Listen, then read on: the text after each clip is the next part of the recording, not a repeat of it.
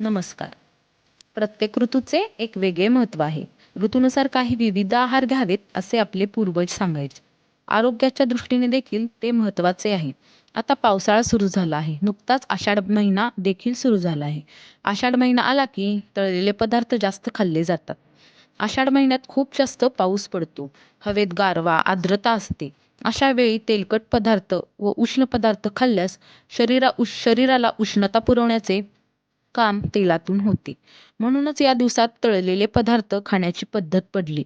म्हणूनच आषाढात कापण्या, तिखट पुऱ्या, धपाटी आवर्जून केली जातात आणि याचा नैवेद्य देवाला देखील दाखवला जातो.